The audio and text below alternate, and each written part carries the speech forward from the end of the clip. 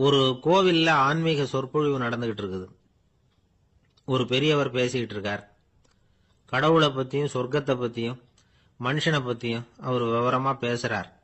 எல்லாரும் உட்கார்ந்து கேட்கறாங்க. அந்த கூட்டத்துல ஒரு தத்துவ ஞானியும் உட்கார்ந்து இருக்கிறார். அவருடைய நண்பர். பேசி முடிச்சதும் அந்த பெரியவர் மேடையை விட்டு இறங்கினார். நேரா அந்த தத்துவ ஞானிகிட்ட வந்தார்.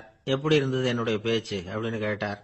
நீங்க பேசினது ஒண்ணுக்கு ஒண்ணு முரண்பாடா தெரிஞ்சது அப்படின்னாராம் இவரு. நான் என்ன அப்படி தப்பா பேசிவிட்டேன் அப்படின்னாராம் அவரு. கடவுளை நம்புகிறவன் சொர்க்கத்துக்கு போவான்னு சொன்னீங்க, அப்புறம் நல்ல விதமா வாழறவன் சொர்க்கத்துக்கு போவான்னு சொன்னீங்க அப்படின்னாராம். இதுல என்ன முரண்பாடுன்னு கேட்டிருக்காரு அவர்.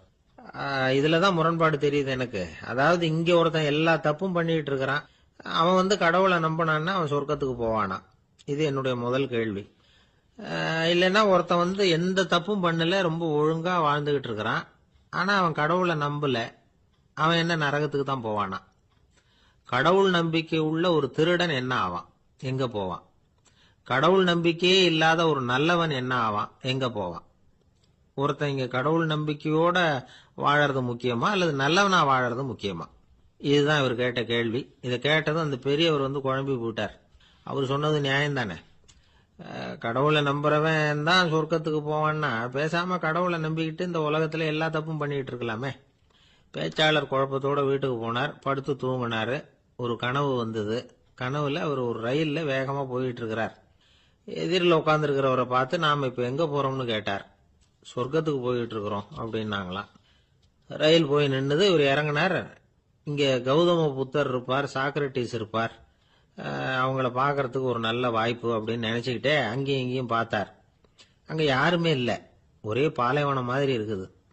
பச்சை இல்ல, பசுமை இல்ல, பூக்கள் இல்ல, மரம்லாம் மொட்டையா நிக்குது.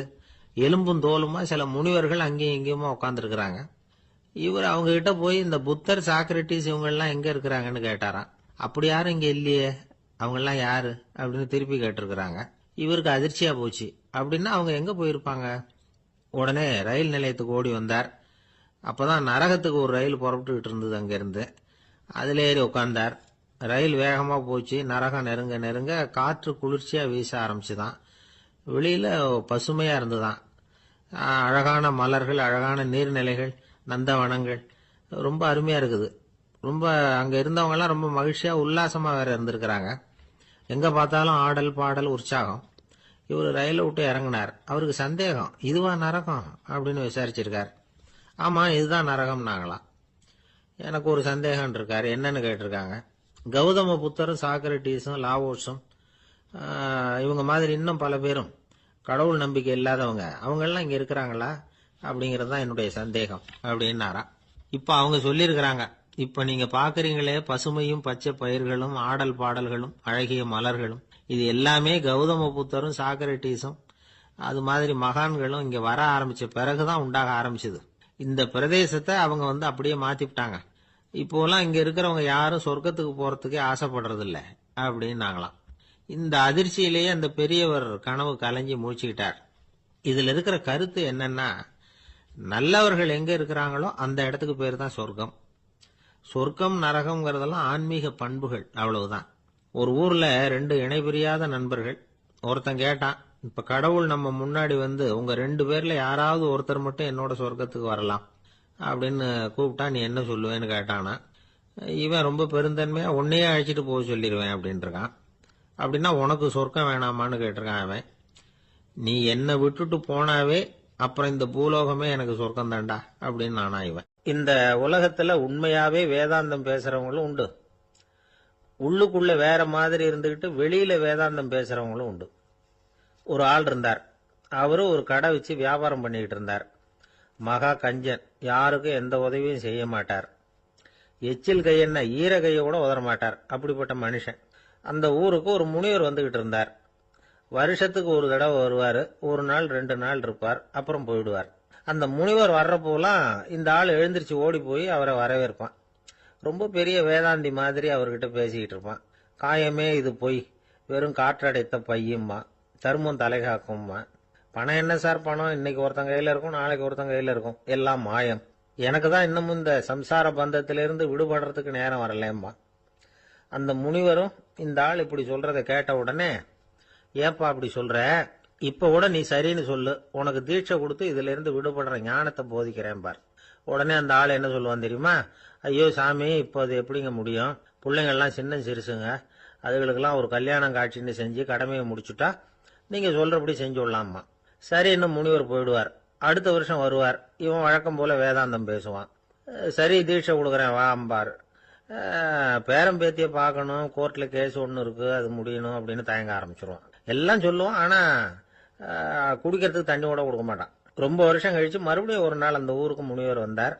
இவன் கடைக்கு வந்தார். அப்புறம் அங்க கல்லாவில் நம்ம ஆள் இல்லை, அவன் புள்ளதான் உட்காந்துருக்கிறான். அப்பாவை போலவே புள்ளையும் எழுந்திரிச்சு ஓடியாந்து முனிவரை வரவேற்றான். அப்பா எங்கன்னு விசாரிச்சாரு முனிவர். ஐயோ, அதை ஏன் கேட்குறீங்க சாமி? உங்ககிட்ட தீட்சை வாங்கி இந்த சம்சார பந்தத்திலிருந்து விடுதலை பெறணும்னு சொல்லிக்கிட்டே இருப்பார். அது நிறைவேறாமலே போய் சேர்ந்துட்டார். போன மாசம் ஒரு நாள் திடீர்னு நெஞ்சு வலிக்குதுன்னாரு, அவ்வளவுதான், போட்டுன்னு போயிட்டார் அப்படின்னு புலம்புனான் பையன். இதை கேட்டதும் முனிவர் சிரிச்சாரான். அவன் எங்கடா போவான்? உன் அப்பன் எங்கேயும் போகல, இதோ வாழை ஆட்டிக்கிட்டு உன் காலடியிலே இருந்துகிட்டு இருக்கான் பார் அப்படின்னு சொல்லி அங்க நின்றுகிட்டு இருந்த ஒரு நாயை சுட்டி காட்டினாரான். என்ன சாமி சொல்றீங்க அப்படின்னு ஆச்சரியமா கேட்டிருக்கான் பையன். உடனே முனிவர் அந்த நாயோட தலையில ஒரு தட்டு தட்டி பேசுறா அப்படின்னாராம். உடனே அந்த நாய் வேதாந்தம் பேச ஆரம்பிச்சுட்டுதான். காயமே இது போய் வெறும் காற்றடைத்த பைய அப்படின்னு தான். முனிவர் சொன்னார், அடே இப்பவும் ஒன்னும் கெட்டு போகல, நீ விரும்புனா சொல்லு, உனக்கு தீட்சை கொடுத்து என் பின்னாடியே அழைச்சிட்டு போயிடுறேன், அங்க அழைச்சிட்டு போய் உனக்கு ஞானத்தை போதிக்கிறேன், வர்றியா அப்படின்னு கேட்டிருக்காரு. உடனே அந்த நாய் சொல்லிச்சான், ஐயோ அதை ஏன் கேட்குறீங்க சாமி, நான் உண்ணாம தின்னாம ஏராளமான சொத்து சேர்த்து வச்சுட்டேன். என் பிள்ளைங்க அதோட பெருமை தெரியாம ராத்திரி நேரம்லாம் கதவை திறந்து போட்டுட்டு தூங்கிடுவாங்க. அதனால இப்படி நாயா பிறந்து ராத்திரி பகலா சுத்தி சுத்தி காவல் காத்துட்டு கிடக்கிறேன். இப்ப எப்படி சாமி வர முடியும் அப்படின்னு கேட்டுதான். அறியாமையிலேயே சுகம் கண்டு இப்படி இருக்கிற ஆளுங்களுக்கு எப்படி விடுதலை கிடைக்கும், எப்ப விடுதலை கிடைக்கும் அப்படின்னு கேட்கிறார் தசாவதானி, திருக்குறள் பேர் ராமையா. அவர் கேட்கறது நியாயம் தானே. இந்த காலத்து பையன் ஒருத்தன் அப்பா கிட்ட சொன்னான், அப்பா இன்னைக்கு நான் ₹1 மிச்சப்படுத்தி விட்டேன் அப்படின்னு. நானும் அப்படியா, என்னடா பண்ணேன்னு கேட்டிருக்காரு அப்பா. டவுன் பஸ்ல ஏறாம அது பின்னாடியே ஓடியாந்தேன், ₹1 மிச்சம் தானே அப்படின்றான். அட பாவி, ஒரு ஆட்டோ பின்னாடி ஓடியாந்துருந்தா ₹10 மிச்சமாயிருக்குமே, வேஸ்ட் பண்ணிட்டியே அப்படின்னாராம் அந்த அப்பா. பிரிட்டிஷ் ஆட்சி நடந்துகிட்டு இருந்த காலம் 1920களின் கடைசி. அப்போ நடந்த ஒரு உண்மை நிகழ்ச்சி இது. ஒரு கல்யாண மாப்பிள்ளை ரயில்ல இறங்க போறார். அவரை வரவேற்க ஒரு ராஜ குடும்பமே காத்துக்கிட்டு இருக்குது. மங்களூர்ல இருந்து இறங்குற அந்த மாப்பிள்ளை யார் தெரியுமா? ஒரு நாய். உண்மைதான், அந்த நாய்க்கு தான் கல்யாணம். சுதேசி சமஸ்தானத்து மன்னர்கள்ல ஒருத்தர் ஜூனாகட் மகாராஜா, அவரோட வளர்ப்பு நாய் ரோஷனாரா, அதுக்கு கல்யாணம் பண்ணி வைக்கணும்னு ஆசைப்பட்டார். மாப்பிள்ளை தேடினார். மங்களூர் மகாராஜாவோட வளர்ப்பு நாய் ஒன்னு இருந்தது, பேரு பாபி. இது ரெண்டுக்கும் கல்யாணம் நடத்த முடிவு பண்ணார். திருமணத்துக்கு வேண்டிய எல்லா ஏற்பாடுகளையும் பண்ணுங்க அப்படின்னு உத்தரவு போட்டார். ஆயிரக்கணக்கான அழைப்புதழ்கள், பல சமஸ்தான மன்னர்கள், ஜமீன்தார்கள், பிரிட்டிஷ் அதிகாரிகள், பெரிய பணக்காரங்க, இப்படி நிறைய பேருக்கு அழைப்புதழ்கள் அனுப்பி வச்சாங்க. பத்திரிகையை பார்த்தவங்க எல்லாம் திகைச்சு போயிட்டாங்களாம். இருந்தாலும் என்ன பண்றது, ராஜாவே அழைக்கிறார், போகாம இருக்க முடியுமா?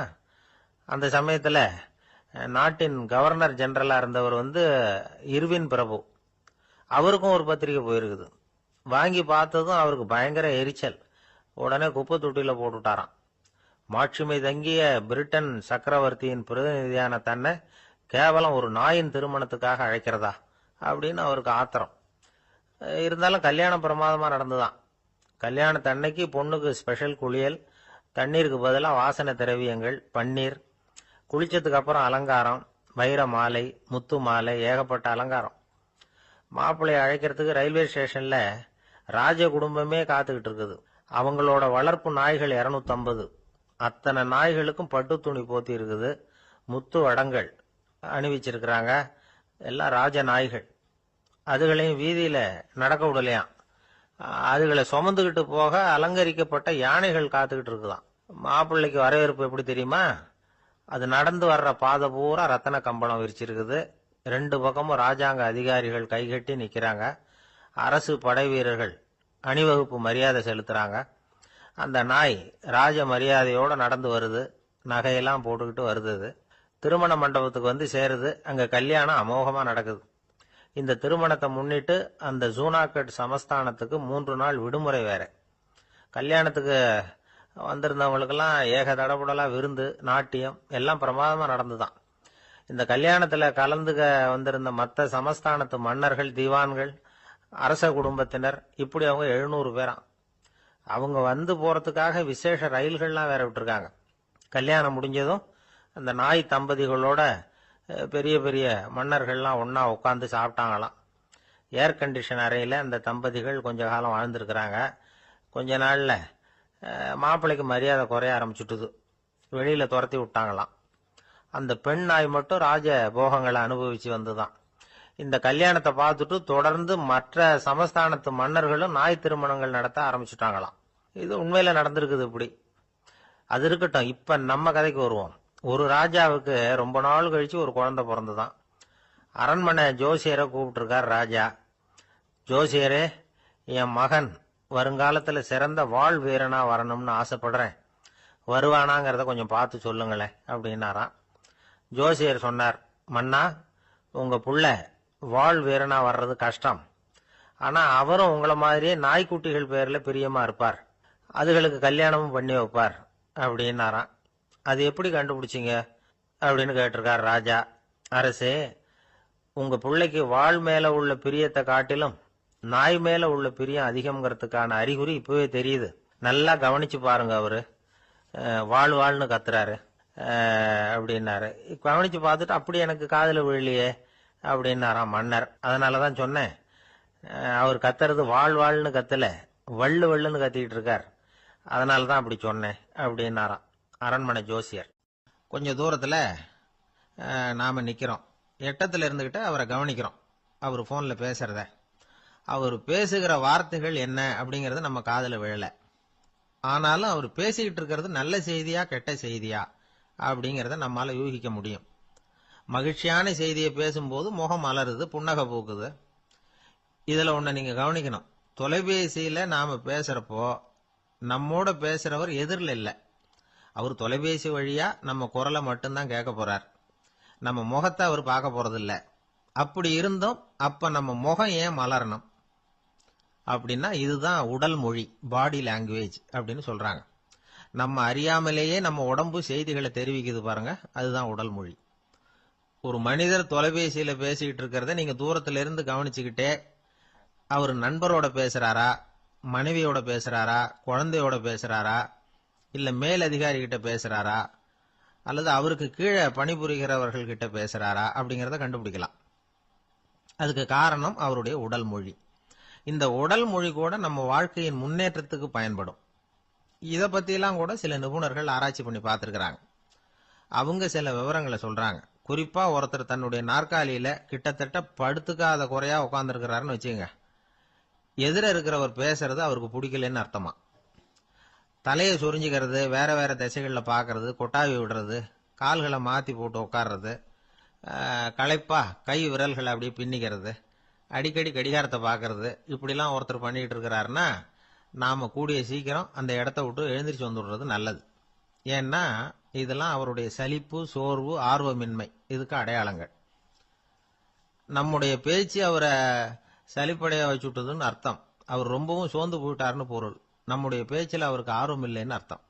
அதே நேரத்தில் நாற்காலியின் நுனியில அமர்ந்து உடலை முன்னுக்கு நகர்த்தி எதிர இருக்கிறவரின் கண்களை பார்த்துக்கிட்டே பேசினாலும் சரி அல்லது பேச்சை கேட்டாலும் சரி, உங்க பேர்ல மற்றவங்களுக்கு உள்ள பிடிப்பு அதிகரிக்கும். நாம எப்படிப்பட்டவர்ங்கிறத நம்ம உடம்பும் நடை உடை பாவனையும் அடுத்தவங்களுக்கு காட்டி கொடுத்துரும். உங்க உடம்பு, உங்க பார்வை, நடை, உட்கார்ற விதம், இதை வச்சுக்கிட்டே நீங்க பொறுப்புள்ளவரா, முரடரா, அலட்சியமானவரா, மரியாதை தெரிஞ்சவரா, அடக்கமானவரா, நம்பிக்கைக்கு உரியவரா, நாணயம் இல்லாதவரா, பயந்தவரா, திறமசாலியா, அப்பாவியா அப்படிங்கறதெல்லாம் கண்டுபிடிச்சிடலாம். அதனால இந்த உடல் மொழியை புரிஞ்சுக்கிட்டு நம்மளை கொஞ்சம் சரிப்படுத்திக்கிட்டோம்னா வாழ்க்கையில சுலபமா பல காரியங்களை சாதிக்க முடியும். ஒரு மனநல மருத்துவமனை. அங்க ஒருத்தர் ஒரு நாற்காலியில உட்காந்துக்கிட்டு கார் ஓட்டுறது மாதிரி அப்படி பாவனை பண்ணிட்டு இருந்தார். ஸ்டேரிங்கை திருப்புறது மாதிரி, பின்னாடி வர்ற வண்டியை நிக்க சொல்றது மாதிரி, அப்புறம் இவரு ஒதுங்கிக்கிட்டு அவருக்கு வழி விடுறது மாதிரி, இப்படிலாம் சேட்டைகள் பண்ணிட்டு இருந்தார் மனநல மருத்துவமனையில. இத பார்த்துக்கிட்டு இருந்த ஒருத்தர் பக்கத்துல இருந்த இன்னொருத்தர்கிட்ட கேட்டார், இவர் ஏன் இப்படி பண்றாரு, இவருக்கு ஏன் அப்படி வந்தது நிலைமை அப்படின்னு சொல்லி அவர் விசாரிச்சார். அப்ப அவர் விவரம் சொன்னார்.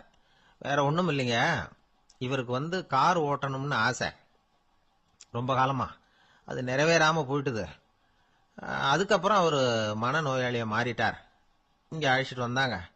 இங்க அழைச்சிட்டு வந்ததுல இருந்து அப்படிதான் பண்ணிட்டு இருக்கிறார். அப்ப கார் ஓட்டுறது மாதிரிலாம் பாவனை பண்ணிட்டு இருப்பார், திருப்புறது மாதிரி பண்ணுவார், பின்னாடி வர்றவங்களுக்கு இடம் விடுவார், இப்படிலாம் செய்யறார் அப்படின்னு விவரம் சொன்னாங்க. நீங்க சொல்லப்படாதா, இப்ப நீங்க கார் ஓட்டல, வெறும் நாற்காலியில தான் உட்கார்ந்து இருக்கிறீங்க அப்படின்னு நீங்க சொல்லப்படாதா அவருக்கு அப்படின்னு கேட்டாங்க. அது முடியாதுங்க, ஏன்னா அந்த காரை கழுவுறதுக்காக அவர் தினமும் எனக்கு 10 ரூபா கொடுத்துக்கிட்டு இருக்கிறார் அப்படின்னாராம் அங்க வேலை செஞ்சுக்கிட்டு இருந்த ஒருத்தர். அதனால வாழ்க்கையில நாம இந்த உடல் மொழியை புரிஞ்சுக்கணும். உடல் மொழிங்கிறது இப்ப ஆரம்பத்துல சொன்னது மாதிரி அந்த தொலைபேசியில பேசுறவங்கள தூரத்தில இருந்து பார்த்தாவே அவர் யாருகிட்ட பேசுறாரு என்ன பேசுறாருன்னு தெரியும். நம்ம முகத்தை நல்லா வச்சுக்கணும். உடல் மொழியை நம்ம புரிஞ்சுக்கிட்டு பயன்படுத்த ஆரம்பிச்சோம்னா எந்த முயற்சி பண்ணினாலும் அதுல வெற்றி நிச்சயம். ஒரு பூங்கா, அங்க ஒருத்தர் நின்றுட்டு இருக்கிறார். நின்றுகிட்டே ஏதோ ஆழ்ந்த யோசனையில இருக்கிறார். அந்த பக்கமா இன்னொருத்தர் வந்தார். இவரை கவனிச்சார். என்ன யோசனைன்னு கேட்டார். எப்படி எழுந்திருக்கிறதுன்னு யோசனை பண்ணிட்டு இருக்கிறேன்னாரு அவர். கேட்டவருக்கு ஒரு மாதிரி ஆயிட்டது. ஏற்கனவே நின்றுகிட்டு இருக்கிற ஒருத்தர் எப்படி எழுந்திருச்சு நிக்கிறதுன்னு யோசிக்கிறாருன்னா அது ஆச்சரியம் தானே. அதுக்கப்புறம் இவர் யோசிக்க ஆரம்பிச்சார், என்ன இவர் இப்படி பேசுறாரு அப்படின்னு. கீழே விழுந்தாதானே எழுந்திருச்சு நிக்க முடியும். அதனால எழுந்திருக்கணும்னு நினைக்கிறவங்க முதல்ல கீழே விழணும். இவர் முதல்ல கீழே விழணும், அதுக்கப்புறம் தான் எழுந்திருக்கிறது எப்படின்னு சிந்திக்க முடியும். இந்த உலகத்துல எல்லாருமே கீழே விழுந்து எழுந்தவர்கள் தான். இப்ப இந்த குழந்தை பருவத்துல கீழே விழாம நடைபயில கற்றுக்கிட்டவங்க யாராவது உண்டா? சின்ன வயசுல ஒரு தடவை கூட கீழே விழல சார், அப்படியே பிறந்தார் வளர்ந்தார் பெரியவர் ஆயிட்டார் அப்படின்னு யாரையும் சொல்ல முடியாது. அதனால மனுஷங்கிறவன் விழுந்து புரண்டு எழுந்துதான் நடக்க கத்துக்கிறான். ஒரு உண்மையை நாம எல்லாரும் புரிஞ்சுக்கணும். இந்த உலகத்துல தவறு செய்யாத மனிதர்களே யாரும் கிடையாது. அப்படி இருக்கிறப்போ எப்போதாவது நாம தவறு பண்ணிவிட்டோம்னா அதுக்காக மனசு உடைஞ்சு போயிடக்கூடாது, வாழ்க்கையில வெறுப்பு வந்துடக்கூடாது. ஒரு தவறு நடந்துட்டுதா அதுக்காக மனசு உடைஞ்சு போடாதீங்க, அதை ஒரு பாடமா எடுத்துக்கங்க. அதே தவறு மறுபடியும் நடக்காம வேணும்னா பாத்துக்கலாம், அது போதும். தடைக்கல்ல படிக்கெல்லாம் மாத்திக்கணும், இதுதான் இதுல முக்கியம். ஒரு அலுவலகம், அங்க ஒரு அதிகாரி, அவர் உயர்ந்த பதவியில் இருந்தார். சிறந்த நிர்வாகின்னு பேர் வாங்கினவர் அவர். அவர் தனக்கு கீழே வேலை செய்யறவங்க கிட்ட எல்லாம் சொல்லுவாராம், இந்த நிறுவனத்துல நீங்க எத்தனை தடவை வேணும்னாலும் தவறுகள் செய்யலாம், ஆனா ஒரே விஷயம் என்னன்னா ஒரே தவறை மறுபடியும் செய்யக்கூடாது, அது முக்கியம் அப்படின்பாராம். இத மேம்போக்கா பார்த்தா அவர் ஏதோ தன்னுடைய ஊழியர்களை தவறு செய்ய தூண்டுறது மாதிரி தெரியும். ஆனா உண்மை அப்படி இல்லை. இன்னைக்கு என்ன நடக்குது தெரியுமா? அநேகமா எல்லா மனிதர்களுமே ஒரே தவறை தான் மறுபடியும் மறுபடியும் செய்யறாங்க. விளையாட்டு வீரர்கள் ஒரே மாதிரியான தவறுகளை திரும்ப திரும்ப செய்யறது உண்டு. கணக்கு எழுதுறவங்கள பாருங்க, ஒரே தப்ப மறுபடியும் மறுபடியும் செய்வாங்க.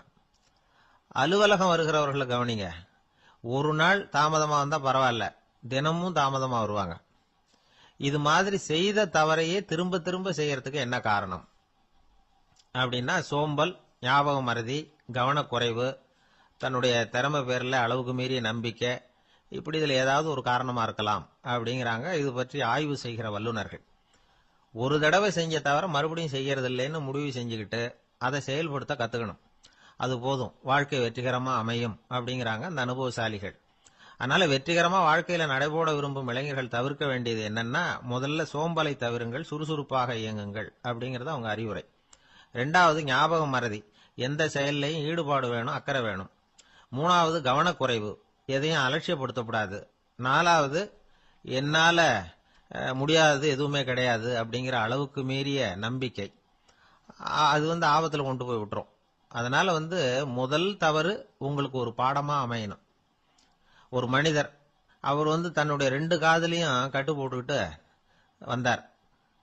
அவருடைய நண்பர் அதை கவனிச்சுட்டார். என்ன சார் ஆச்சு, 2 காதலையும் கட்டு போட்டுருக்கீங்களே அப்படின்னு விசாரிச்சார். ஒண்ணுமில்ல சார், வீட்டுல ரொம்ப ஆர்வமா டிவியில கிரிக்கெட் மேட்ச் பார்த்துக்கிட்டு இருந்தேன்.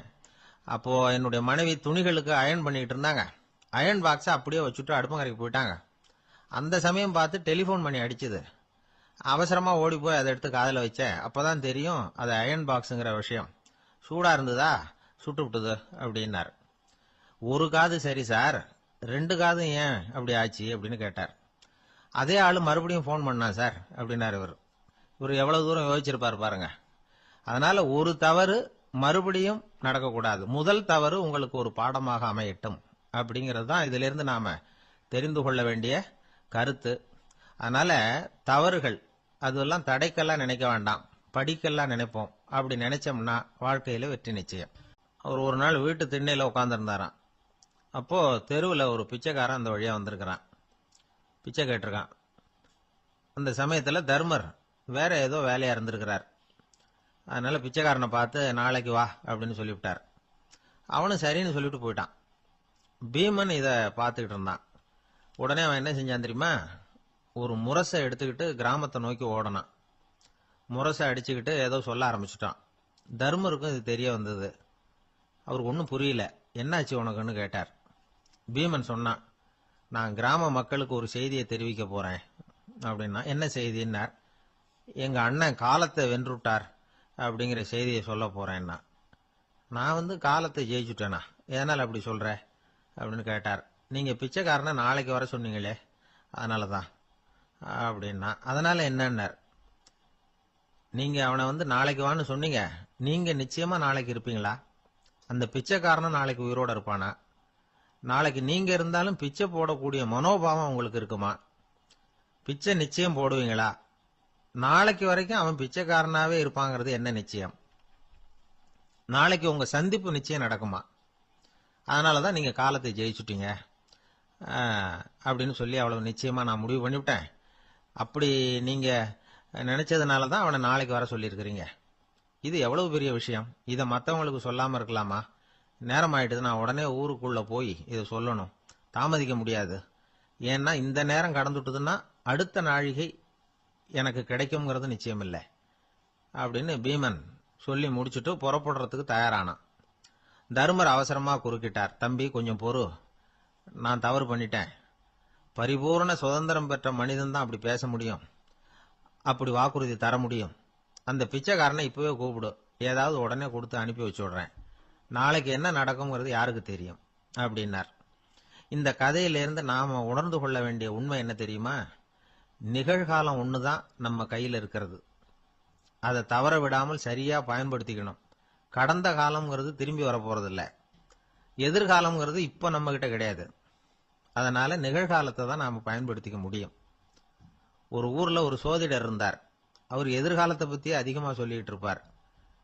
அவருடைய சோதிடத்தை எப்படியாவது பொய்யாக்கி போடணும் அப்படின்னு சொல்லி 2 இளைஞர்கள் தீர்மானம் பண்ணிட்டாங்க. அதுக்காக ஒரு திட்டம் போட்டாங்க. அது குளிர்காலம். ஒரு இளைஞன் பெரிய கோட்டு ஒன்ன சட்டைக்கு மேல போட்டுக்கிட்டான்.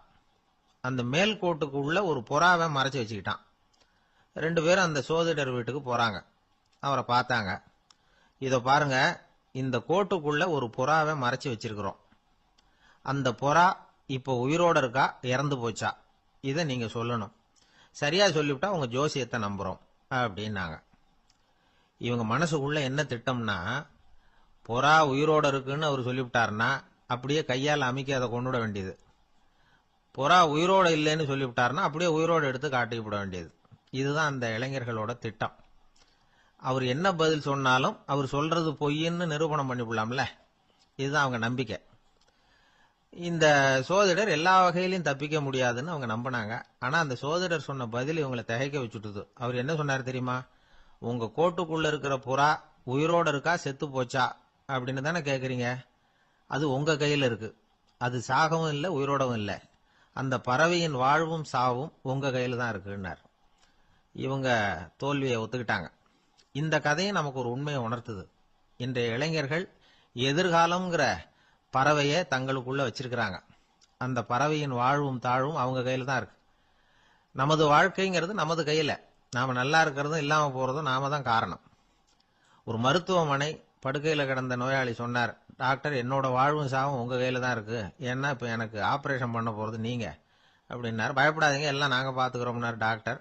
அதுக்கு இல்ல டாக்டர், நான் இது வரைக்கும் ஆஸ்பத்திரி பக்கமே வைத்தியத்துக்குன்னு வந்ததில்லை, இதுதான் எனக்கு முதல் ஆபரேஷன், அதுதான் பயமா இருக்குன்னார் நோயாளி. டாக்டர் சொன்னார், எனக்கும் இதுதான் முதல் ஆபரேஷன், அதுக்காக நான் என்ன பயப்படுறேன்னா பாருங்க, தைரியமா இருங்கன்னார். அதனால நம்ம வாழ்க்கையை நாம தான் தீர்மானிக்கணும். அப்படி அதை தீர்மானிக்கிற பக்குவம் நமக்கு வந்துட்டதுன்னா வாழ்க்கையில வெற்றி நிச்சயம். ஒரு பெரிய காடு, அந்த காட்டுக்கு மத்தியில ஒரு ஆசிரமம்.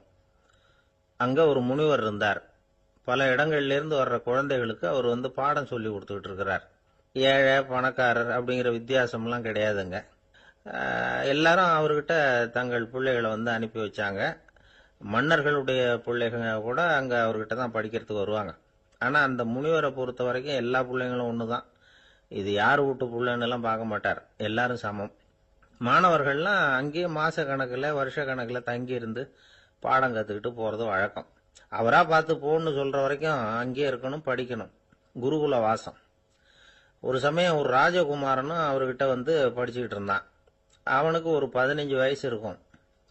சில வருஷம் கழிச்சு இந்த முனிவர் தன்கிட்ட இருக்கிற மாணவர்களுக்கெல்லாம் பரீட்சை வச்சார். அவங்களுடைய அறிவு முதிர்ச்சியை கணிக்கிறதுக்காக பல சோதனைகள்லாம் வச்சார்.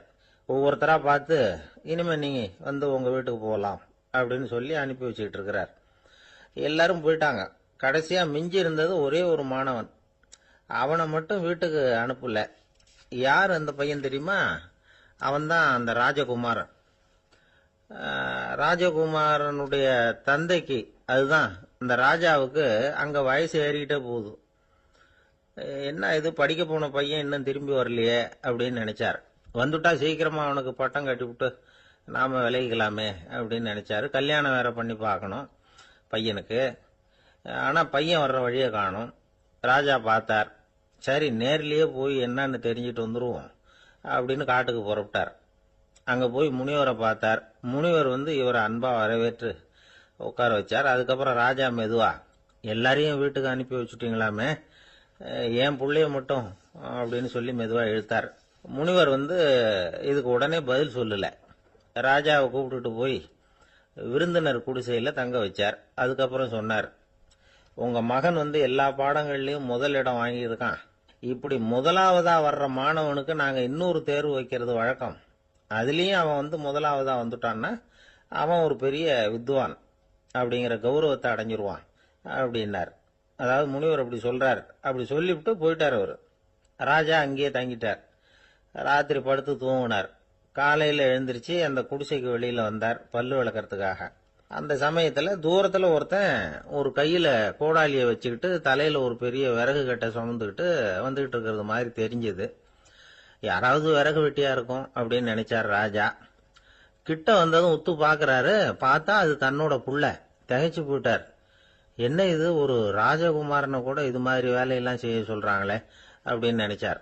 ராஜகுமாரன் விறகு கட்டை கொண்டுகிட்டு போய் கொல்லை பக்கம் வச்சான். அந்த சமயம் முனிவர் அங்க வந்தார். என்ன மகனே, விறகு வெட்டிட்டு வந்துட்டியா? சரி, இப்போ ஒரு துடைப்பத்தை எடுத்துக்கோ, விருந்தினர் குடிசையின் வாசல் பக்கத்தை கூட்டி பெருக்கி சுத்தம் பண்ணு போ அப்படின்னார். அப்படியே செய்யறேன் குருவே அப்படின்னு சொல்லிவிட்டு போனான். சுத்தம் பண்ண ஆரம்பிச்சுட்டான். ராஜா பார்த்தார் இத. உடனே ஓடியாந்தார். மகனே, என்ன காரியம் பண்ற? துடப்பத்தை கீழே போடுனார். இப்ப அந்த ராஜகுமாரன் சொல்றான், தந்தையே, இது என்னுடைய குருதேவரோட உத்தரவு. இங்க நான் ஒரு மாணவன். இங்க அரசனும் ஒண்ணுதான், ஆண்டியும் ஒண்ணுதான். குருதேவர் சொல்றத மறுக்காம செய்யறது தான் எங்க கடமை அப்படின்னா. இந்த சமயம் முனிவர் அங்க வந்தார். இவனை முதுகுல தட்டி கொடுத்தார். அப்புறம் ராஜா கிட்ட சொன்னார், அரசே, உங்க புள்ள எங்க கடைசி தேர்வுலையும் வெற்றி பெற்றுட்டான். பணிவுதான் மாணவர்களின் மிக உயர்ந்த குணம். குருநாதர் சொல்றது மனசுக்கு பிடிக்கலன்னா கூட மறுக்காம செய்யணும். அப்படி செய்யறதுனால எதை செய்யலாம் எதை செய்யக்கூடாது அப்படிங்கிற விவேகம் அவங்களுக்கு வந்துடும். செய்யக்கூடாதத கூட பெரியவங்க சொல்லிவிட்டா செஞ்சுதான் ஆகணும் அப்படிங்கிற பணிவு அவங்களுக்கு வந்துடும். இந்த குணம் வந்துட்டுதுன்னா அவங்க எத்தனை கடினமான வேலையா இருந்தா கூட ரொம்ப சுலபமா செஞ்சு முடிச்சிருவாங்க. தூக்கத்திலேயும் அப்புறம் துக்கத்திலேயும் தோண்டு போட மாட்டாங்க. இந்த பணிவும் விவேகமும் அவங்க கிட்ட மன உறுதியை ஏற்படுத்தும். அந்த உறுதி உங்க பையனுக்கு வந்தாச்சு. இனிமே அவனை நீங்க அழைச்சிட்டு போகலாம். அவன் நிச்சயமா பேரும் புகழும் பெறுவான் அப்படின்னாரு. ராஜா அவரை பார்த்து, குருதேவா, புரிஞ்சுக்கிட்டேன், என்ன மன்னிக்கணும் அப்படின்னாரு. அதுக்கப்புறம் மகனை அழைச்சிக்கிட்டு நாட்டுக்கு திரும்பி வந்துட்டார். இந்த கதைய இன்று ஒரு தகவல்ல சொல்லுங்க சார். உங்க நிகழ்ச்சியில் சொல்லுங்க சார் அப்படின்னு சொல்லி மாணவர்கள் கேட்டா பணிவா இருக்கிறது எப்படி அப்படிங்கறத புரிஞ்சுக்குவாங்க அப்படின்னு சொன்னார் ஒருத்தர். சரி சொல்லுவோம், அதுக்கு முன்னாடி நேர்லயே ஒரு பையன்கிட்ட சொல்லி பார்க்கலாமே அப்படின்னு தோணுச்சு. உடனே ஒரு பையனை கூப்பிட்டோம். ஏன்பா உங்க வாத்தியார் உனக்கு இது மாதிரி ஒரு பரீட்சை வச்சா என்ன பண்ணுவேன் அப்படின்னு கேட்டோம். நானும் அப்படிதான் சார் நடந்துக்குவேன், விறகு வெட்டுவேன், தொடப்பத்தினால கூட்டி சுத்தம் பண்ணுவேன், உடனே செஞ்சு முடிச்சிருவேன் சார் அப்படின்னா. பலே பரவாயில்லையே அப்படின்னோம். ஆமா சார், அப்படி செஞ்சாதானே வீட்டுக்கு அனுப்புவார், இல்லைன்னா இன்னொரு வருஷம் இங்கே இருந்து படின்னு சொல்லி விடுவாரு, அதனால அப்படி செய்வேன் அப்படிங்கிறான் அந்த பையன். குருகுல வாசம் செஞ்சு படிக்கணும். ஆசிரியருங்கிறவர் ஆசிரமத்தில் இருப்பார். அங்க போய் அவருக்கு தொண்டுகள் செய்யணும், துணிகள்லாம் துவைச்சி போடணும், தூங்கும்போது காலை பிடிச்சி விடணும், புழுக்கமா இருந்தா விசிறி மட்டை எடுத்து விசிறணும். அப்படியே அப்பப்ப அவர் சொல்லிக் கொடுக்குற பாடத்தையும் கத்துக்கணும். அவர் சொல்லிக் கொடுக்குற பாடங்களை ஓலைச்சுவடிகள்ல எழுதிக்கணும். இதுதான் குருகுல வாசம்ங்கிறது. இப்ப மாதிரிலாம் கிடையாது. ஆக குருகுல வாசம்ங்கிறது மனசையும் பண்படுத்தும், அறிவையும் பண்படுத்தும். அப்படி ஒரு பயிற்சி அது. அந்த காலத்துல பஞ்சபாண்டவர்கள் ஒரு குருகுலத்துல படிக்க போனாங்களாம். ஏற்கனவே அங்க ஒரு 15 பேர் இருந்திருக்கிறாங்க. இவங்களையும் சேர்த்து மொத்தம் 20 பேர். எல்லாரும் ரொம்ப ஆர்வத்தோடு அங்க தங்கி படிச்சுக்கிட்டு இருக்கிறாங்க. 2 வருஷம் ஓடி போச்சு. எல்லாரும் ஊருக்கு திரும்ப வேண்டிய நேரம். ஆசிரியர் ஒவ்வொருத்தரா கூப்பிட்டார். இது வரைக்கும் என்ன கத்துக்கிட்ட அப்படின்னு கேட்டார். அவங்க தாங்கள் எழுதி வச்சிருந்ததை சொன்னாங்க, கத்துக்கிட்டதை சொன்னாங்க. அங்க படிக்க வந்தவங்க எல்லாருமே புத்திசாலிகள். அது மட்டும் இல்ல, பல பேர் அரச குடும்பத்தை சேர்ந்தவங்க, இளவரசர்களாக வேற இருக்கிறவங்க. அதனால அவங்க கிட்ட அபாரமான கல்வி அறிவை எதிர்பார்த்தார். ஒருத்தன் வந்தான், தான் எழுதி வச்சிருந்த சரித்திர பாடம் பூராவையும் படிச்சு காட்டினான். இன்னொருத்தன் வந்தான், தான் எழுதி வச்சிருந்த பூகோள பாடம் பூராவையும் படிச்சு காட்டினான். இப்படி ஒவ்வொருத்தரா வந்து அவங்க படிச்சது என்னங்கிறத படிச்சு காட்டிவிட்டு போனாங்க. கடைசியா தர்மர் வந்தார். பேசாம நிக்கிறார். தன் கையில் இருந்த ஓலைச்சுவடி கேட்டா அவர் பிரிக்கவே இல்லை. ஆசிரியர் இவர்கிட்ட தான் அதிகமா எதிர்பார்த்தார். ஆனா இவரும் பேசாம நின்றுட்டு இருக்கிறார். நீ என்ன கத்துக்கிட்ட சொல்லு, ஓலைச்சுவடியை பிரிச்சு படினார் அந்த முனிவர். தர்மர் அசையவே இல்லை. மெதுவா சொன்னார், ஐயா நான் கத்துக்கிட்டது ஒன்னே ஒண்ணுதான், அதுதான் வாழ்க்கையில எனக்கு ரொம்ப முக்கியமான பாடமா அமையும் அப்படின்னார். என்னது, என்கிட்ட 2 வருஷ காலமா படிச்சு விட்டு கடைசியில கத்துக்கிட்டது ஒன்னே ஒண்ணுதானா அப்படின்னார் முனிவர். அவருக்கு ஒன்னும் புரியல. மற்ற மாணவர்களை விட இவர் பண்புகள்ல உயர்ந்தவர், அறிவுல சிறந்தவர், வயசுல முதிர்ந்தவர். இவரே இப்படி சொன்னா மத்தவங்க நிலைமை என்னத்துக்கு ஆறுது, அவங்க ரொம்பவும் கெட்டு போயிடுவாங்களே அப்படின்னு அவர் யோசனை பண்ணார். தர்மா, நல்லா யோசனை பண்ணி பதில் சொல்லு. 2 வருஷமா நீ வந்து கத்துக்கிட்டது என்ன அப்படின்னு தானே நான் கேட்கறேன், அதை கொஞ்சம் யோசனை பண்ணி சொல்லுன்னார் முனிவர் கொஞ்சம் கோபமா. தர்மர் முகத்துல எந்த மாறுதலுமே இல்ல. இல்லையா, 2 வருஷமா நான் கத்துக்கிட்ட முக்கியமான பாடம் ஒன்னே ஒண்ணுதான்னார். இப்போ அந்த முனிவருக்கு கோபம் அதிகமா வந்துடுச்சு. ஏன்பா உனக்கு வெக்கமா இல்லையா, உன்னை விட வயசுல குறைஞ்சவங்க எவ்வளவு பாடம் கத்துக்கிட்டு இருக்கிறாங்க, எவ்வளவு விரிவா அவங்க படிச்சு காட்டினாங்க, நீயும் கூட நிறைய குறிச்சு வச்சிருக்கிற போல இருக்க, அதை ஏன் பிரிச்சு படிக்க கூடாது அப்படின்னார். ஐயா நான் சொல்றது உங்களுக்கு ஏமாற்றமா இருந்தா என்ன மன்னிக்கணும், நான் ரொம்ப முக்கியமா கத்துக்கிட்டு இருக்கிறது ஒன்னே ஒண்ணுதான், மற்ற எதையும் சொல்றதுக்கு விரும்பலன்னார். மாணவர்கள்லாம் சிரிச்சுட்டாங்க. முனிவருக்கு கோபம் அளவுக்கு மீறி வந்துட்டு ஓங்கி அரைஞ்சு விட்டார் தர்மரை அவர் கன்னத்துல. தர்மர் கண்ணை செவந்து போட்டுது, கண்கள் கலங்கி போச்சு. ஆனாலும் அவர் அமைதியை இழக்கல, தலை குனிஞ்சு நிக்கிறார். இவருடைய புடிவாதம் முனிவருக்கு இன்னும் ஆத்திரத்தை உண்டாக்கி விட்டது. இன்னொரு கண்ணத்திலே அரைஞ்சார். எல்லாரும் பயந்து போய் அமைதியா நின்றுட்டு இருக்கிறாங்க. முனிவர் கத்துறார், அப்படி நீ கத்துக்கிட்ட அந்த முக்கியமான பாடம் தான் என்ன, அதையாவது சொல்லு அப்படின்னார். ஐயா அதை மட்டும் ஒரு ஓலைச்சுவடியில தனியா குறிச்சு வச்சிருக்கிறேன், இந்தாங்க இதை நீங்களே படிச்சு பாருங்கன்னார். தர்மர் ஓலைச்சுவடியை நீட்டினார். முனிவர் அதை வாங்கி பிரிச்சார், சத்தம் போட்டு படிச்சார். என்ன எழுதியிருக்காருன்னா, எப்படிப்பட்ட சோதனை ஏற்பட்டாலும் நிதானம் இழந்து கோபத்துக்கு ஆளாக கூடாது அப்படின்னு. இதான் அந்த ஓலைச்சுவடியில அவர் எழுதி வச்சிருந்தது. அந்த ஒரு கணத்திலேயே முனிவரும் எல்லா மாணவர்களும் தர்மரை புரிஞ்சுக்கிட்டாங்களாம். அவர் கத்துக்கிட்டது ஏட்டு சுரக்காய் இல்ல, வாழ்க்கையில பயன்படக்கூடிய முக்கியமான அனுபவ பாடம். முனிவர் கண்கள்ல கண்ணீர். தர்மரை அன்போட கட்டி தழுவிக்கிட்டார். அப்புறம் சொன்னார், தர்மா என்ன மன்னிச்சிரு, நீ மாணவன் இல்ல ஆசிரியன், நான் இதுவரைக்கும் தெரிஞ்சுக்காத அனுபவ பாடத்தை நீ இப்ப எனக்கு கத்து கொடுத்துட்ட அப்படின்னு சொன்னாராம். அதனால நிதானம் தவறக்கூடாதுங்கிறது ரொம்ப முக்கியமான ஒரு செய்தி. ஒரு ஆசிரியர் மாணவனை ஒரு கண்ணத்துல ஓங்கி அரைஞ்சுட்டார். இவன் நிதானம் தவறல, அமைதியா நின்றுகிட்டு இருந்தான். அவர் ஒரு தடவை அரைஞ்சதும் எப்படி உன்னால நிதானம் தவறாம இருக்க முடிஞ்சுது அப்படின்னு கேட்டாங்க நண்பர்கள். அவன் சொன்னான், நான் நிதானம் தவறி இருந்தா எங்க வாத்தியார் இன்னொரு கண்ணத்திலையும் அரைஞ்சிருப்பார். அது அதை விட பலமா இருக்கும். அதனாலதான் நான் அப்படி இருந்தேன் அப்படின்னு நானாம். ஆக நாம தெரிந்து கொள்ள வேண்டியது வாழ்க்கையில நிதானம் தவறாமல் இருக்க வேண்டும். அதுதான் வெற்றியின் ரகசியம். வாழ்க்கையில ரொம்பவும் அடிபட்டு அல்லல் போட்டுக்கிட்டு இருக்கிற ஒருத்தர் வந்தார். மனசு ரொம்பவும் நொந்து போய் பேசினார். இந்த உலகத்துல மனுஷனா பிறந்ததை விட மாடா பிறந்திருக்கலாம் சார் அப்படின்னார். திடீர்னு வந்து என்கிட்ட இப்படி சொன்னா அதுக்கு நான் என்னங்க பண்ண முடியும் அப்படின்னேன். உங்ககிட்ட வரணும்னு தோணுச்சு, அதனால வந்தேன் அப்படின்னார். சரிங்க, இப்படி ஒரு யோசனை வந்ததுக்கு என்ன காரணம் அப்படின்னு சொல்லி அவர்கிட்ட கேட்டேன். அதுக்கு அவர் சொன்னார், என் பையனுக்கு வேலை தேடுறேன் கிடைக்கல, பொண்ணுக்கு மாப்பிள்ளை தேடுறேன் கிடைக்கல, வீடு கட்டுறதுக்கு கடன் கேட்கறேன் கிடைக்கல. மாடா பிறந்திருந்தா இது மாதிரி கவலையெல்லாம் கிடையாதுல்ல, பேசாம வைக்கோலை தின்னுகிட்ட அசை போட்டுக்கிட்டே கடந்து விடலாமே அப்படின்னாரு அலட்சியமா. அதுக்கப்புறம் தான் அவர் சொன்ன கருத்தை நானும் கொஞ்சம் அசை போட ஆரம்பிச்சேன் மனசுக்குள்ள. இப்போ இயற்கையை பொறுத்த வரைக்கும் அது நாம எல்லாரும் மகிழ்ச்சியா வாழணும் அப்படின்னு தான் விரும்புது. விலங்குகள், பறவைகள், தாவரங்கள், அப்புறம் மற்ற உயிரினங்கள் எல்லாமும் நல்லபடியா இருக்கணும் அப்படிங்கிறது தான் இயற்கையோட விருப்பம். அதுல ஒன்றும் சந்தேகம் இல்லை. இயற்கையோட அமைப்பை கொஞ்சம் கவனிச்சு பார்த்தா அதை நாம நல்லா புரிஞ்சுக்கலாம். இருந்தாலும் இந்த ஆள் சொன்னதை கேட்ட பிறகுதான் ஒரு முக்கியமான வேறுபாடு புரிஞ்சுது. அதாவது இந்த உலகத்துல உள்ள முக்கியமான பிரச்சனைகள் 6. அந்த 6 பிரச்சனைகளும் ஆடு மாடுகளுக்கு கிடையாது, மரம் செடி கொடிகளுக்கு கிடையாது. ஆனா மனுஷன் அந்த 6 பிரச்சனைகளையும் சந்திக்க வேண்டியிருக்கு. சரி, அந்த 6 பிரச்சனைகள் என்னென்ன தெரியுமா? முதல்ல இந்த ஆடு மாடுலாம் நமக்குன்னு சொந்தமா ஒரு வீடு இல்லையே அப்படின்னு கவலைப்பட்டுக்கிட்டு இருக்கிறது இல்ல. ஆனா மனிதனுக்கு வீடு தேவைப்படுது. இது ஒரு வித்தியாசம். இப்ப 2வது பிரச்சனை என்னன்னா ஆடை பிரச்சனை. ஒரு கோழியோ சேவலோ நாம போட்டுக்கிறதுக்கு ஒரு சட்டை இல்லையே அப்படின்னு கவலைப்படுறது இல்ல. ஆனா மனுஷனுக்கு அந்த கவலை உண்டு. சரி, இப்ப 3வது என்னன்னு பார்த்தா கல்வி பிரச்சனை. ஒரு பசுமாடு கவலையோட நின்றுகிட்டு இருக்கு அப்படின்னு வச்சுக்குவோம். நீங்க அதுகிட்ட போய், ஏன் பசுமாடை கவலையோட நின்றுகிட்டு இருக்கிற அப்படின்னு கேக்குறீங்க. என் கண்ணுக்குட்டிக்கு எல்கேஜியில் இடம் கிடைக்கல, டொனேஷன் கொடுக்கறதுக்கு கையில பணமும் கிடையாது, சிபாரிசுக்கு யாரை பிடிக்கிறதுன்னு தெரியல, இப்படியா சொல்லிட்டு இருக்கோம். அதுக்கு அந்த கவலையெல்லாம் கிடையாது. ஆனா மனிதனுக்கு அந்த கவலை உண்டு. 4வது என்னன்னு பாத்தீங்கன்னா வேலை வாய்ப்பு பிரச்சனை. வேலை கிடைக்கலையே அப்படின்னு வேப்ப மரம் கவலைப்படுறது இல்ல, ஆனா மனுஷன் கவலைப்படுறான்.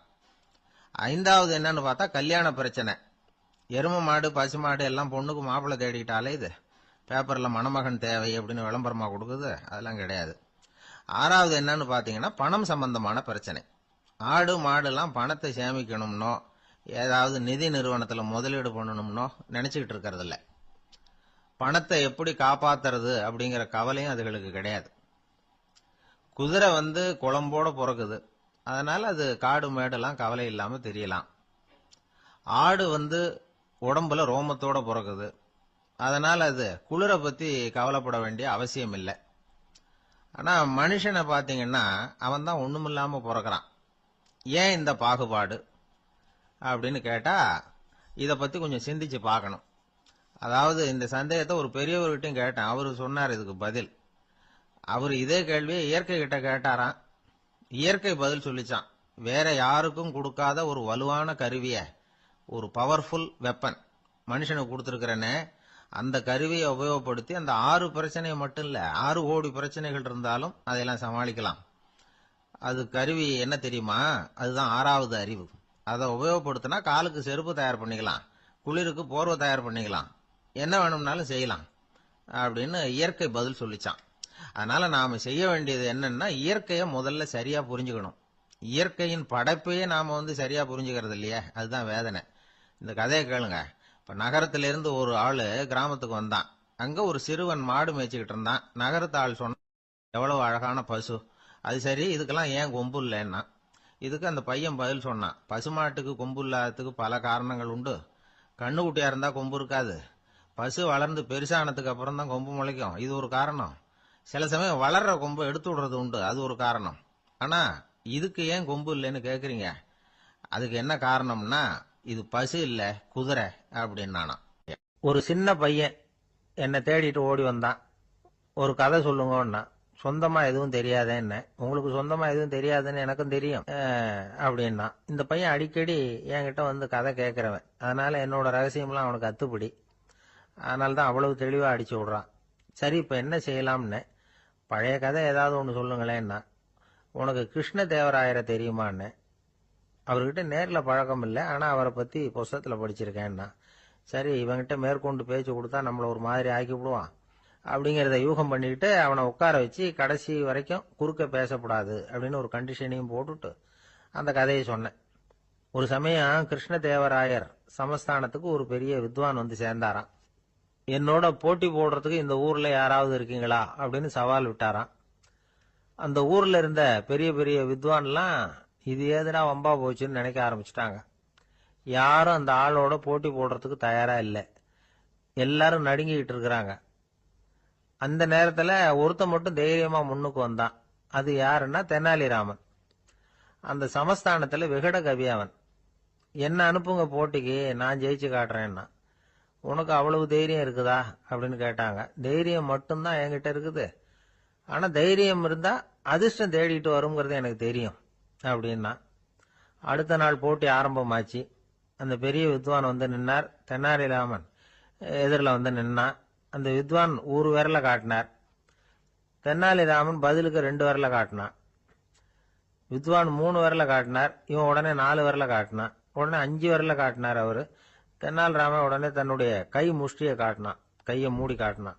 அவ்வளவுதான். அந்த பெரிய வித்வான் கிருஷ்ணதேவராயர் காலில் விழுந்தார். நான் தோத்துட்டேன், என் தோல்வியை ஒத்துக்கிறேன் அப்படின்னு சொல்லிவிட்டார்.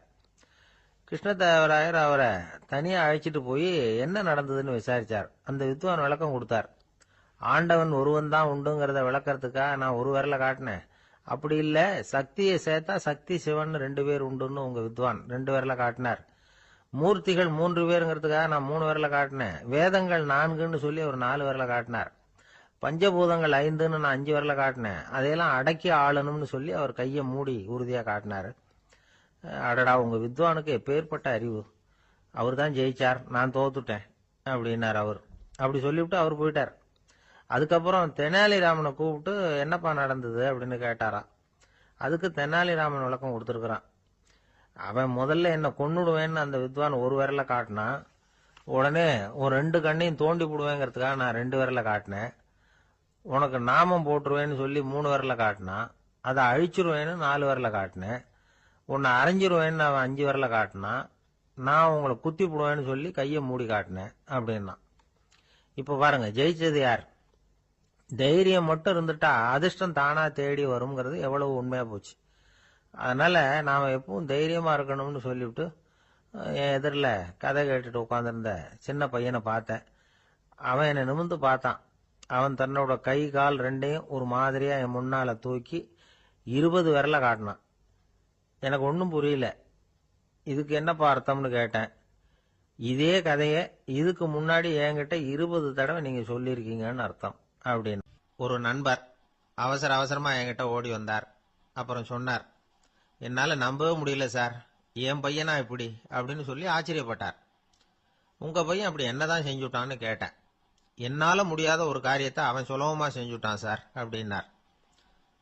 அது என்ன, உங்களால முடியாத காரியத்தை அவன் செஞ்சுட்டாங்கிறீங்க, அது என்ன காரியம்னு தான் சொல்லுங்களேன். என்ன 5ஆம் வகுப்புல ஒரே தடவையில பாஸ் ஆயிட்டான் சார், அதாவது ஒரே அட்டம்ப்ட்ல பாஸ் ஆயிருக்கிறான் அப்படின்னார். மூச்சு வாங்க. கஷ்டப்பட்டு பரீட்சை எழுதினவன் அவன், இவருக்கு மூச்சு வாங்குது. நம்மால செய்ய முடியாத ஒரு காரியத்தை இன்னொருத்தர் செய்யும் போது அது நமக்கு ஆச்சரியமா தெரியுது. இப்ப சர்க்கஸ் பாக்குறோம், அங்க ஒருத்தர் அந்த இடத்துல தொங்குறார். அதை பாக்குறப்போ அது நமக்கு ஆச்சரியமா தெரியுது. ஏன்னா அது மாதிரி அந்த இடத்துல தொங்குறதுங்கிறது நம்மால முடியாத காரியம். நம்மால முடியாத ஒன்ன அடுத்த ஒருத்தர் ரொம்ப சுலபமா செய்யறப்போ நாம மருள்வது இயற்கை. இதைத்தான் தொல்காப்பியம் மருட்கை அப்படின்னு சொல்லுது. இந்த வியப்பு இருக்குதே, இது 4 வகையில ஏற்படுதான்.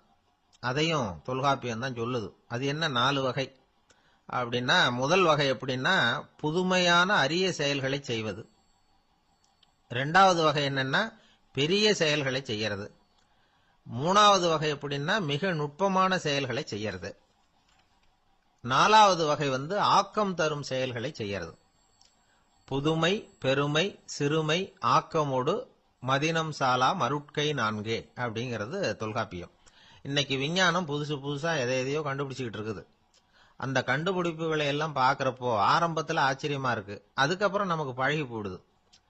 இப்போ வானொலி பெட்டி புதுசா வந்தப்போ அதை சுற்றி எவ்வளவு கும்பல், ஒரு பெட்டி பேசுது அப்படிங்கிறது எவ்வளவு வியப்புக்குரிய விஷயம். இப்ப யாரும் வானொலி பெட்டியை ரொம்ப ஆச்சரியத்தோட பாக்குறது இல்ல.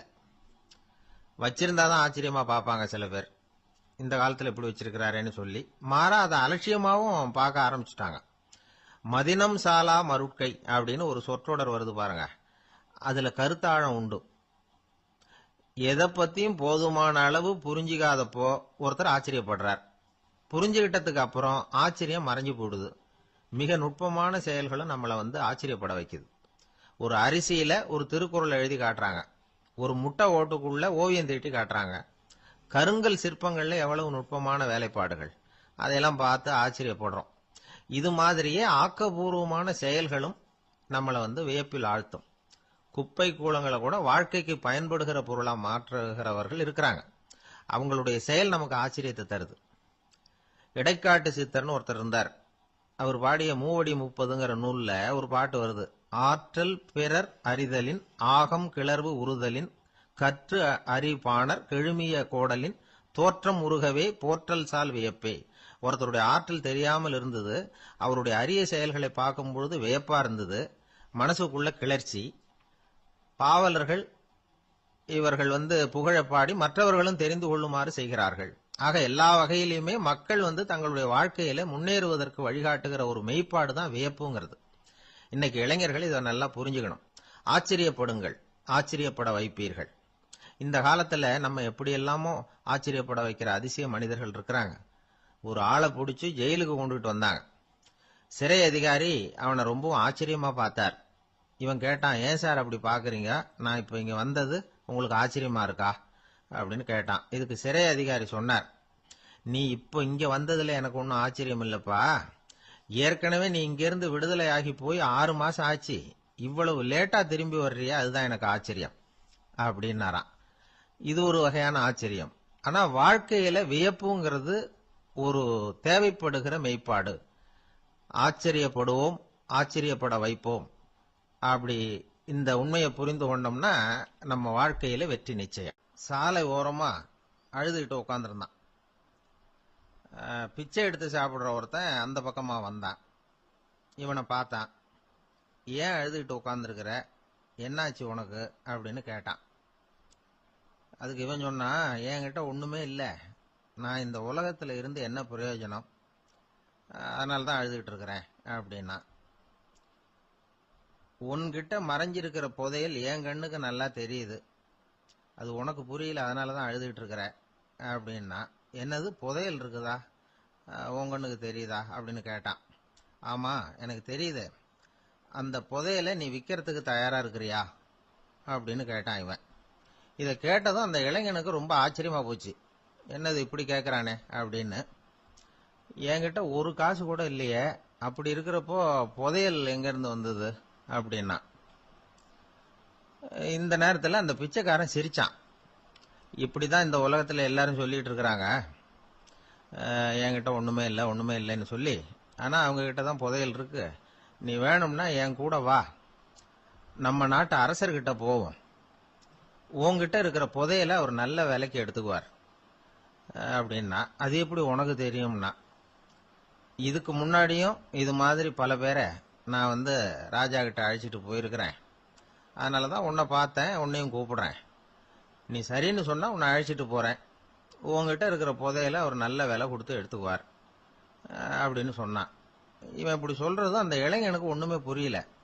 இது என்னது இந்த ஆள் இப்படி சொல்லிட்டு இருக்கிறான், நம்மகிட்ட என்ன இருக்குது, அதுவும் இல்லாம இவனே பிச்சை எடுத்து சாப்பிட்டுக்கிட்டு இருக்கிறான், இவன் போய் நம்மள ராஜா கிட்ட அழைச்சிட்டு போறதா போறேங்கிறானே என்ன அப்படின்னு சொல்லி அவன் யோசனை பண்ணான்.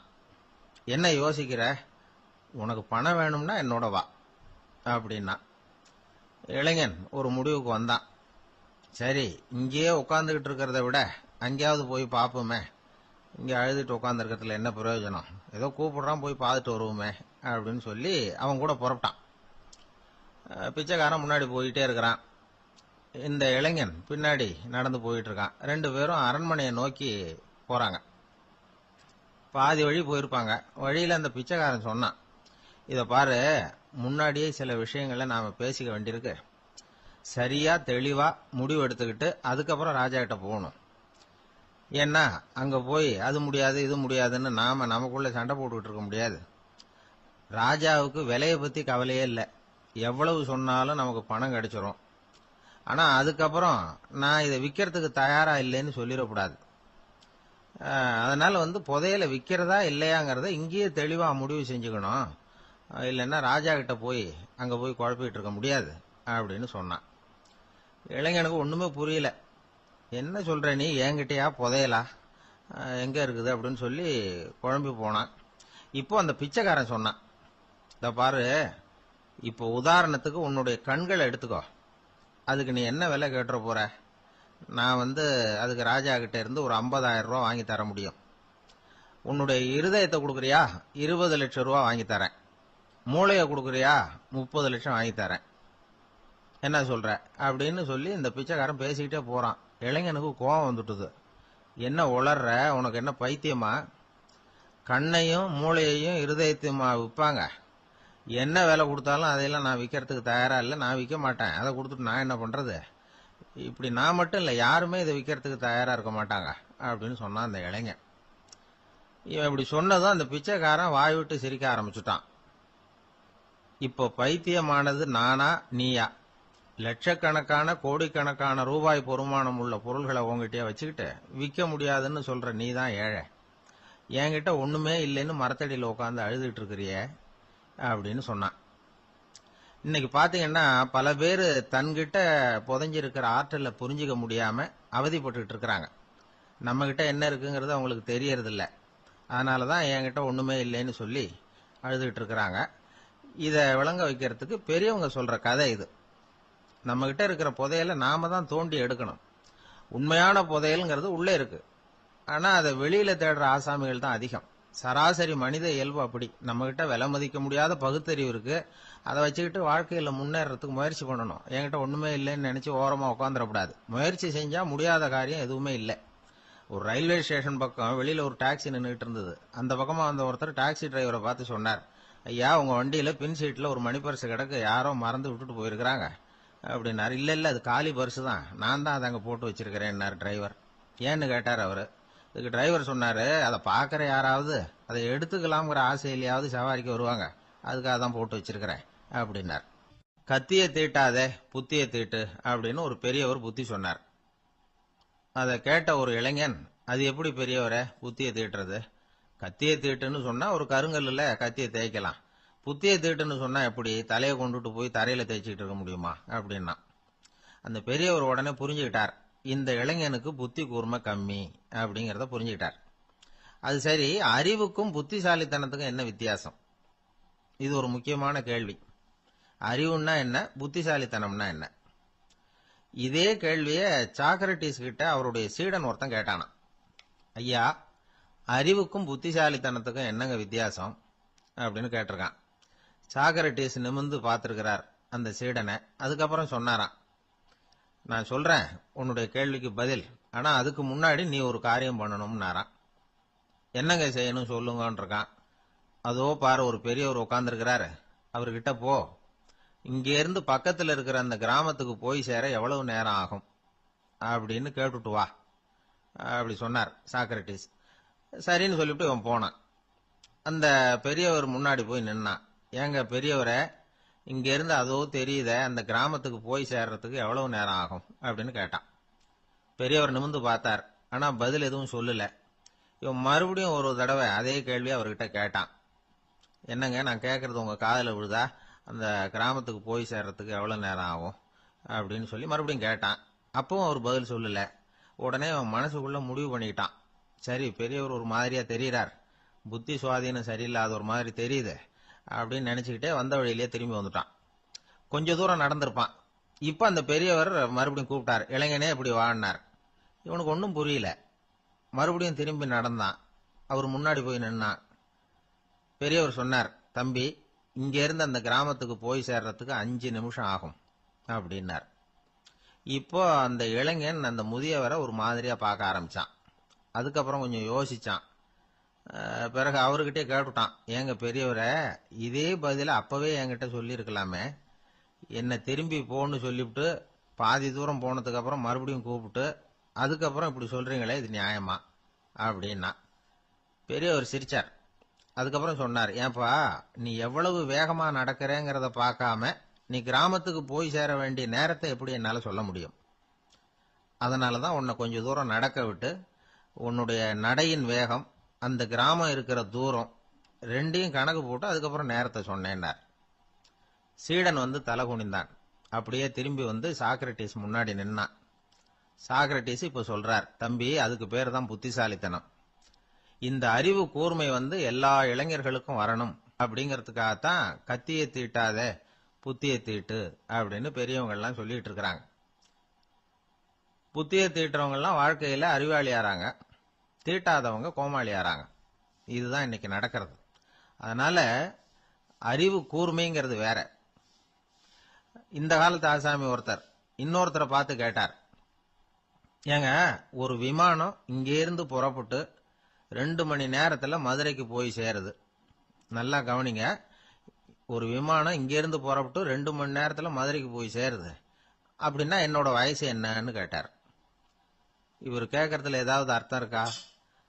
அதாவது இங்கிருந்து புறப்பட்டு 2 மணி நேரம் ஆகுது மதுரைக்கு போறதுக்கு, அப்படின்னா என் வயசு என்னன்னு கேட்கிறார.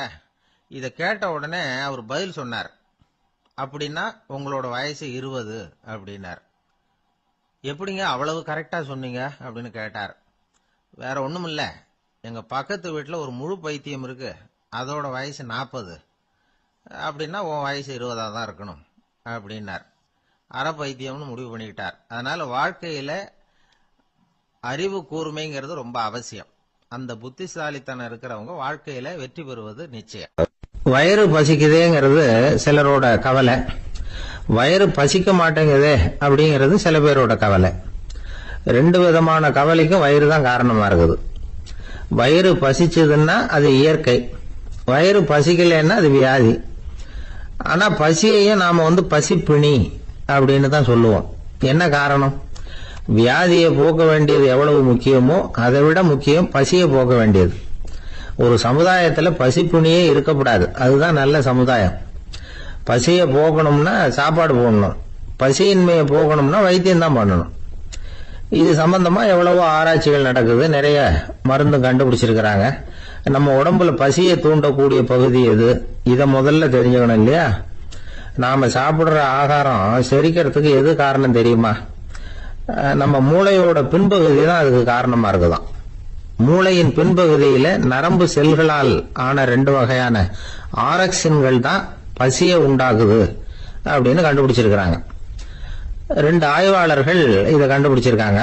அவங்க 2 பேரும் டெக்சாஸ் பல்கலைக்கழகத்துல ஹார்வர்டு ஹக்ஸ் மருத்துவ கல்வி நிலையத்துல பணிபுரியறவங்களாம். உண்பது தேவைங்கிறது உணரப்படும் போது மூளையின் அந்த குறிப்பிட்ட பகுதி ஆரக்சின் அப்படிங்கிற ஹார்மோன்களை சுரக்கும். அது பசி உணர்வை தூண்டும் அப்படிங்கிறது தான் இந்த ஆய்வாளர்களின் கண்டுபிடிப்பு. இந்த ஆரக்சின் வேற சில உயிரினங்கள்லயும் உண்டு. இப்ப எலிகள்ல கூட இது இருக்குது. அதனால எலிகளை வச்சு இது சம்பந்தமா ஆராய்ச்சி பண்ணாங்க. எலிகள் உடம்புல ஆரக்சினை செலுத்தி பார்த்தாங்க. உடனே என்னாச்சு தெரியுமா? அந்த எலியெல்லாம் பசியால துடிக்க ஆரம்பிச்சுட்டுது. எதையாவது தின்னு பசியை தீர்த்தா போதுங்கிற அளவுக்கு அந்த எலிகள்லாம் அல்லாட ஆரம்பிச்சுட்டுது. இயல்பா சாதாரணமா அந்த எலிகள் எவ்வளவு சாப்பிடுமோ அது மாதிரி 8 முதல் 10 மடங்கு அதிகமான ஆகாரத்தை 1 மணி நேரத்துக்குள்ள சாப்பிட்டு தீர்த்துட்டுதான். சில எலிகளின் மூளையில இந்த ஆரக்சின் அளவை கட்டுப்படுத்தி பார்த்திருக்கிறாங்க. உடனே என்னாச்சு தெரியுமா? அதெல்லாம் சாப்பாட்டை கண்டா முகத்தை திருப்பிட்டு போக ஆரம்பிச்சுட்டுதான். அந்த எலிகளுக்கு பசி எடுக்கலையா. இந்த ஆராய்ச்சியின் அடிப்படையில பசி எடுக்காமல் இருக்கிற மனிதர்களுக்கும் பசியை தூண்ட முடியும் அப்படின்னு சொல்லி ஆராய்ச்சியாளர்கள் தெரிவிச்சிருக்கிறாங்க. ஆக ஆரக்சின் தான் பசிக்கு காரணம்ங்கிறது தெரிஞ்சு போச்சு. சரி, இந்த ஆரக்சின் அப்படின்னா என்ன? அது ஒரு கிரேக்க சொல். அதுக்கு பசின்னு அர்த்தம். நம்ம ஆளுங்களுக்கெல்லாம் பசியை தூண்டுறதுக்கு மருந்து தேவையில்லை, பசியை குறைக்கிறதுக்கு தான் மருந்து தேவை. ஒரு அம்மா டாக்டரை தேடி வந்தாங்களாம். டாக்டர், எங்க வீட்டுக்காரருக்கு திடீர்னு அகோர பசி, நிறைய சமைச்சு போடுறேன், அவ்வளவையும் சாப்பிட்டுட்டு கீழே கிடக்கிற குப்பை கூலங்களையும் எடுத்து சாப்பிட ஆரம்பிச்சுடுறார், என்னன்னு கவனிச்சு பாருங்க அப்படின்னாங்களாம். எவ்வளவு நாளா அப்படி இருக்குதுன்னு கேட்டிருக்காரு டாக்டர். ஒரு வாரமா அப்படி இருக்குதுன்னாங்களாம். இவ்வளவு நாளா ஏன் சும்மா இருந்தீங்க, ஆரம்பத்திலேயே இங்க அழைச்சிட்டு வர வேண்டியது தானே அப்படின்னாராம் டாக்டர். அது ஒண்ணும் இல்ல டாக்டர், வீடு பூரா சுத்தமாகட்டுமேன்னு பாத்துக்கிட்டு இருந்தேன் அப்படின்னாங்களாம் அந்த அம்மா. ஒரு பெரிய அரசன் இந்த உலகம் பூராவையும் ஆண்டுகிட்டு இருந்தான். ரொம்ப காலம் அப்படி அரசாட்சி பண்ணிக்கிட்டு இருந்தான். திடீர்னு அவனுக்கும் சில எதிரிகள் முளைச்சாங்க. அவங்க எல்லாம் ஒண்ணு சேர்ந்து இவனை தோற்கடிச்சுட்டாங்க. தோத்து போனதும் இவனுக்கு பயம் வந்துட்டுது, எங்க எதிரிகள் நம்ம கொன்னுடுவாங்களோ அப்படின்னு. வெளியில வந்தா தனக்கு ஆபத்துன்னு பயந்துகிட்டு யாருக்கும் தெரியாம ஒரு குகைக்குள்ள போய் பதுங்கி கிடக்குறான். நிலைமைய பாருங்க. முதல் நாள் அரண்மனையில அதிகாரம் பண்ணிக்கிட்டு இருந்தவன் மறுநாள் குகையில பயந்து போய் பதுங்கி கிடக்குறான். ராத்திரி நேரம் வந்தது, பசி வயத்தை கிள்ளுது, பிச்சை எடுத்து சாப்பிட வேண்டிய நிலைமை. பிச்சை எடுக்கிறதுக்கு பாத்திரம் வேணுமே, என்ன பண்றது அப்படின்னு அங்கேயும் இங்கேயும் பாக்குறான். ஒரு மூலையில யாரோ விட்டுட்டு போன ஒரு ஓடு கிடக்குது, அதை எடுத்துக்கிட்டு புறப்பட்டான். இருட்டுல வழி புரியல, ஏதோ ஒரு யூகத்துல காலை மெதுவா எடுத்து வச்சு நடந்து போயிட்டு இருக்கிறான். வழியில ஒரு கருப்பு நாய் படுத்து கிடந்தது. இருட்டுல அவன் இது கண்ணுக்கு சரியா தெரியல, அவனுக்கு தவறி போய் காலை வச்சுட்டான் அது மேல. நாய் சும்மா இருக்குமா, வள்ளுன்னு உழுந்து கடிச்சு விட்டுது. காலை பாக்குறான், காலத்தையும் நினைச்சு பாக்குறான். அரண்மனையில வீரக்கழல் அணிந்த காலை உடைய மன்னா அப்படின்னு புகழ்வாங்களே புலவர்கள்லாம், ஆனா அது இன்னைக்கு நாய் கடிச்ச காலம் ஆயிட்டுதே அப்படின்னு நினைக்கிறான். அது மட்டும் இல்ல, முன்னாடி எல்லாம் பொற்கிண்ணங்கள்ல தான் அவன் சாப்பிடுவான். ஆனா இப்போ உடைஞ்சு போன ஓட்டு, அது ஓட்டை கையில வச்சுக்கிட்டு நிக்கிறான். அதுல ஏதாவது யாராவது சாப்பாடு போடுவாங்களான்னு. முன்னாடி எல்லாம் நிறைய பேர் அரண்மனைக்கு வருவாங்க, அரசருக்கு காணிக்கைன்னு சொல்லி இவன் காலடியில கொண்டாந்து கொட்டுவாங்க. அப்போலாம் இவன் அந்த ஜனங்களுடைய முகத்தை திரும்பி கூட பாக்குறது இல்ல, ரொம்ப கர்வமா உட்கார்ந்துருப்பான். அதே ஆளு இன்னைக்கு எல்லார் கண்ணிலையும் படுறது மாதிரி பிச்சை எடுத்துக்கிட்டு இருக்கிறான். அப்போலாம் காணிக்கைகளை தன்னுடைய கையால வாங்குறது தனக்கு கௌரவ குறைச்சல்னு நினைச்சு தன்னுடைய வேலைக்காரங்களை விட்டுதான் அதை வாங்க சொல்லுவான். இப்ப பாத்தீங்கன்னா அவனே தன் கையாலேயே பிச்சை வாங்குறான். நினைச்சு பாருங்க, அந்த மனுஷன் முத நாள் அரசன், மறுநாள் பிச்சைக்காரன். எவ்வளவு வித்தியாசம். செல்வம் தான் இப்படி ஒரு வித்தியாசம் ஏற்படுறதுக்கு காரணம். அப்படிப்பட்ட செல்வம் வாழ்க்கையை நடத்துறதுக்கு நமக்கு தேவைதான். ஆனா அதையே நாம அடைய வேண்டிய பயனா நினைக்கிறோம் பாருங்க, அதுதான் வேடிக்கை. இத நம்மாழ்வார் அழகா ஒரு பாசுரத்துல சொல்றார். ஒரு நாயகமாய் ஓட உலகுடன் ஆண்டவர், கருணாய் கவர்ந்த காலர், சிதைகிய பானையர், பெருநாடு காண இம்மையிலே பிச்சைதாம் கொள்வர், திருநாரணன் தாழ் காலம் பெற சிந்தித்து உய்மினோ அப்படிங்கிறார் நம்மாழ்வார். ஒரு பெரிய பணக்காரர் ஒரு துறவிகிட்ட போய், சாமி என்கிட்ட நிறைய பணம் இருக்கு, இருந்தாலும் நிம்மதி இல்ல, என்னால நிம்மதியா இருக்க முடியல, என்ன காரணம்னு கேட்டாராம். உடனே அந்த துறவி இதுக்கு நேரடியா பதில் சொல்லாம பக்கத்துல நின்றுகிட்டு இருந்த ஒரு குழந்தைய கூப்பிட்டார். அது ஓடியாந்தது. ஒரு ஆப்பிள் பழத்தை எடுத்து அது கையில கொடுத்தார். அதை வாங்கிட்டு குழந்தை சிரிச்சுது. இன்னொரு பழத்தை எடுத்து கொடுத்தார். அதை இன்னொரு கையில வாங்கிட்டு சிரிச்சுது. மூணாவது ஆப்பிள் எடுத்து கொடுத்தார். 2 பழத்தையும் நெஞ்சில் அணைச்சிக்கிட்டு 3வது பழத்தையும் வாங்கறதுக்கு முயற்சி பண்ணிச்சு. ஆனா அது உடனே நழுவி கீழே விழுந்து உருண்டு ஓடிச்சு. ஏற்கனவே இருந்ததும் விழுந்துட்டுது. இப்ப அந்த குழந்தை அழ ஆரம்பிச்சுட்டுது. இப்ப அந்த துறவி பணக்காரர்கிட்ட சொன்னாராம், குழந்தைய கவனிச்சியா, 2 ஆப்பிள் போதும்னு அது நினைச்சிருந்தா இப்போ அது அழ வேண்டிய அவசியம் வந்திருக்குமா அப்படின்னாராம். எதுவுமே அளவுக்கு மிஞ்சினா துன்பம் தான். இந்த காலத்துல இதெல்லாம் யாரு காதுல வாங்குறாங்க? ஒருத்தனை நல்ல வழிக்கு கொண்டு வரணும்னு நினைச்சு அவனை கூப்பிட்டு உட்கார வச்சு இந்த கதையை சொல்லிட்டு இருந்தாங்க. சொல்லிவிட்டு அந்த குழந்தை செஞ்சது தப்பு தானே அப்படின்னு கேட்டிருக்கிறாங்க. ஆமா தப்பு தான், நானா இருந்தா அப்படி செஞ்சிருக்க மாட்டேன் நானா. இவன் 2 பழமே போதும்